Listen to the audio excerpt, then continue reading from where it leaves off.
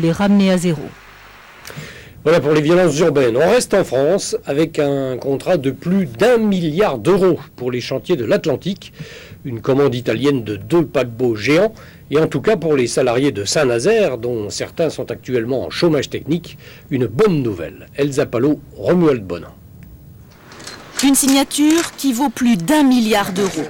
Les chantiers de l'Atlantique viennent de décrocher une commande record, 2 bateaux de croisière pour une compagnie italienne. 2 paquebots gigantesques, 1600 cabines, 3900 passagers, 333 mètres de long, juste 10 mètres de moins que le mythique Queen Mary 2, construit là aussi à Saint-Nazaire. Ce matin, au chantier de l'Atlantique, cette annonce a fait l'effet d'une vraie bouffée d'oxygène. Pour nous, c'est le tournant pour le redémarrage, quoi. Et on est tous très ravis.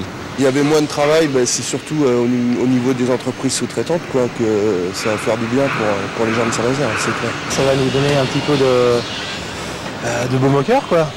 Et puis bon, c'était attendu avec impatience, donc tant mieux, quoi. Avec impatience, car l'euphorie déclenchée par le Queen Mary 2 est bien loin.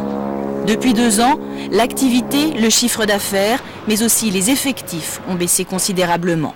2000 emplois ont disparu, sans compter les sous-traitants. Et même aujourd'hui, après cette nouvelle commande, la direction reste prudente. Il y a forcément des retombées, c'est-à-dire que les chantiers atlantiques se portent beaucoup mieux avec cette commande que s'ils ne l'avaient pas. Est-ce que ça veut dire que nous allons embaucher?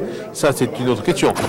Ces commandes devraient malgré tout permettre de maintenir à flot les 3000 salariés des chantiers de l'Atlantique, au moins jusqu'en 2009. Au chapitre social, tout